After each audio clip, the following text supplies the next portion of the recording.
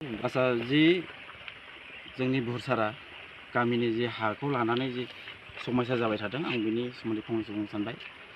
जोंहा जि सरकारा जोंनो जि हाखौ 2005आवनो जिपिएस खालामदोंमोन, बे हानि फोरमान बिलाइखौ जों मोनबाय। जोङो बुहुरसारा हिसाबै गांथाम जि लेखा सार्टिफिकेट दङ, बे सार्टिफिकेटआवहाय डिभिजनेल फरेस्ट अफिसार चिरां डिभिजन बिनि साइन दङ, ओमफ्राय डिस्ट्रिक्ट कमिशनार चिरां डिस्ट्रिक्ट काजलगाव बिनि साइन दङ, ओमफ्राय प्रजेक्ट डाइरेक्टर ITDP चिरां काजलगाव बिसोरनि साइन दङ। दा जोङो बेखौसो बुंनो सानदों जाहैबाय जि लेखाखौ जायखिजाया जोंनि जि टप अफिसारफोर बिसोरो जोंनो जि लेखा होबाय, जोङो साबायखर बावो। ओमफ्राय बिसोरनि होनाय लेखा बायदि जोङो जे खाजोनाबो जों होनाय जाबाय। ओमफ्राय बे खाजोना लेखाबो दङ जोंनियाव, बे खाजोना लेखा गांथामनि बे दं। ओमफ्राय लेन्ड हल्डिं दङ, ओमफ्राय सिगांनि मेप खालामनाय GPS खालामनाय बेफोरबो दंजोबो। बेनि थाखायनो जोङो जोंनि जि लेखा बायदियै लेखाखौ जि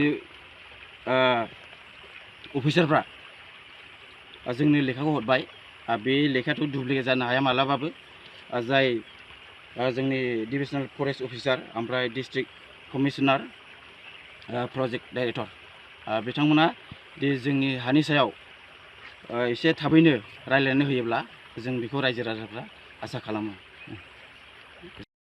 आं बुहुरसारा गामिनि सासे गावबुरा हिसाबै आं बे बेलायावहाय आं जोंनि जि हानि समस्या आं बेखौ फंनैसो बुंनो लुबैदों। बियो जोंनि 1986 समावहाय जों बेवहाय स्टाडि खालामदोंमोन। बे समनिफ्राय जों बे बुहुरसारा गामियाव रायजो जादों। बे बुहुरसारा गामियाव रायजो जानाय समावहाय जोंनि गामिया ओरै बुहुरसेरजों थबले साखोलामोन। नैबे दानि बे समस्या जानाय बान्दो खुमुथिनिफ्राय लानानै साहा नर्थ आवजारगुरिसिम जोंनि गामिया बेवहाय सिरियालै साखोला जों सिरियाल रायजो जानानै दंमोन। बेवहाय जों जाजेननायनिफ्राय दासिमावहाय जों गैयाब्लाबो 37-38 बोसोर जों बेबायदि जाहैबाय आरोखि। 40 बोसोरसिमाव जों हाबबाय। बेबायदि जों गोबाव बोसोर बेवहाय रायजो जाबाय। ओमफ्राय बे रायजो जानायनि गेजेरजोंहाय सिगाङावहाय 2005आवहाय फरेस्टआ बेखौ मोनसे सार्भे खालामदों। ओमफ्राय फरेस्ट सार्भे खालामनायनि उनावहाय 2014आवहाय बेखौहाय GPS खालामबाय। बे GPSखौ लानानै जोंनि ग्राम सभा माखासे 27टा गामिनि माखासे ग्राम सभा कमिटिया बेखौहाय मावै डिपार्टमेन्टजों थाबायनानै दा बेखौहाय अथ'रिटि मोनबाय। जों हानि लेखा मोनबाय। दा बे जोंनि जि समस्या जादों बे हायावबो जों हानि लेखा मोनबाय। ओमफ्राय जों खाजोनाबो हैबाय।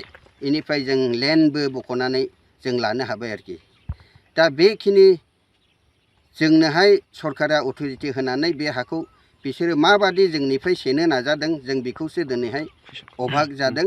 बेवहायसो जों गिख्रंदों आरोखि रायजोफ्रा। दा जों खौसेथियैहाय बिसोरो मा मावनो नाजादों, डिपार्टमेन्टआ बिसोरनो बागान गायनो होनानैहाय पारमिसन होदोंनो। बे बागान गायनो पारमिसनखौ जोंनोबो आगोलावहाय पारमिसनखौ होदोंमोन, खिन्थु जों गायाखै। दा बिसोरो बागानखौ गायनो बेबादि थिरांथाखौ लादों। औ बे क्लाबनि आरोखि, जोंनि रायजोनि क्लाबनि। बेसेबांसो बिगा दं ओरैनो? 17 बिगा 80 लेसा दङ आरोखि। सोर सेनो नागिरदों होननानै? दा बेवहाय सुइस गेट बिकिबिल बानखुमुथि आरोखि। दा बेखिनि हाखौ बिसोरो बेवहाय बागान गायनो नाजादों आरोखि। सरकारनि फोरमान बिलाइ दंखायो नामा नोंसिनाव? जोंनियावथ' हानि खाजोनादारि हानि माबा दङसै फाथा, बेनिफ्राय फरेस्ट भिलेज।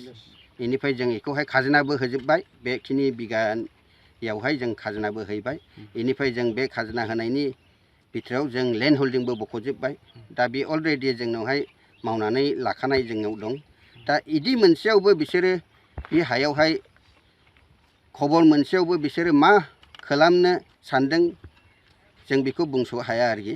ओंखायनो जों बे हाया जोंनिखाय जोंबो बेयावहाय बागान गायनो हगारा आरोखि। माने बागान गायोब्लाबो मोनसे थक जानानै जों बागानखौ जों गायनो होनो हागौ खिन्थु हाया जोंनि आरोखि बेखिनि आं गावबुरा जानानै बुंनो सानबाय ओंखायनो बेनि उन माखासे बेलायावहाय जोंनि मानगोनां नेहाथारिया बुंथोंसै आरोखि दिनै बुरसारानि गामिनि जानानै दिनैनि जे मिडिया बड'लेण्ड रादाब आरो बड'लेण्ड दुब्लि बायदि बायदि खौरांनि गेजेरजों जों बेखौनो मिथिहोनो गोसो जायो जे जोंनि बुरसारानि जे 17 बिगा 80 लेसानि जिथु केलेंकारि जोंखौ खालामगासिनो दङ बे खेत्रआवहाय जों बेखौनो मिथिहोनो जायो मिडियानि गेजेरजों जाहाथे सरकारा बेखौ नायबिजिर खालामनानै जोंनि बुरसारा गामिखौ जाहाथे सान्थि भाबै रायजोखौ जानो होयो जों बेखौ लुबैयो बिनि गेजेराव जुदि सोरबा बान्दो खुमबादि फैनानै जोंनि बे बुरसारा गामिनि जिथुनाखि फरेस्ट जिथु जोंनि आग मथेयै जोंनो फरेस्ट टाइटेल होखानाय हाखौ जुदि सोरबाया बान्दो खुमबादि फैनानै जुदि डिस्टार्ब खालामफैबाय थायोब्ला जोंहा बहुद समस्या जोङो मोनगासिनो दङ दा जोङो 17 बिगा 80 लेसानि गेजेरावहाय जोंनो होदों मोनसे निजरा क्लाब भकेशनेल ट्रेनिं सेन्टारनि थाखाय जोंनो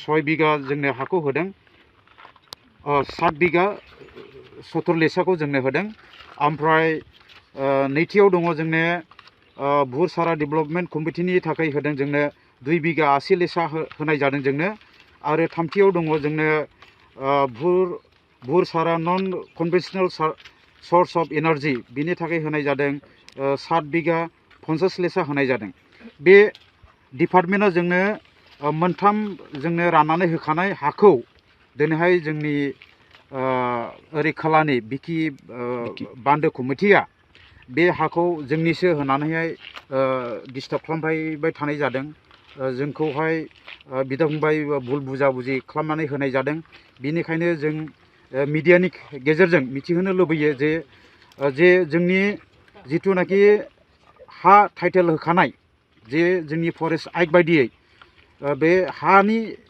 लेखाखौ लानानैनो जोङो गोजौनि लेभेलनिफ्राय लानानै जों बेखौनो मिथिहोयो बेखौहाय जोङो मिथिनो मोन्दों जे बे लेखाया डुप्लिकेटसो बेखौ हरफानांनाय जादों थ' बेफोर गोनो गोथो बाथ्राफोरखौ लानानै जोंनि गेजेराव गोसोफ्राव जोंनाव गोनो गोथो जागासिनो दङ गोजौ लेभेलनिफ्राय लेखा सफैखानाया माबोरै डुप्लिकेट जानो हागौ नंखाय जानो हागौ होननानै जोङो बेखौनो मिडियानि गेजेरजों जोङो मिथिहोनो गोसो जादों थ' बेखौ आङो लुबैदों फरेस्ट बिभाग एबा जोंनि डिसिनि लेभेलनिफ्राय लानानै जाहाथे बे जोंनि जिथु मोन्थाय बुरसारा गामिनि मोन्थाय बेखौ जाहाथे नायबिजिर खालामनानै जोंनि गेजेरावहाय सलुसन खालामनानै एबा बिजिरनानै होयो बेखौनो आङो सुंद'यै बिबुंथि लाखिनाय जाबाय।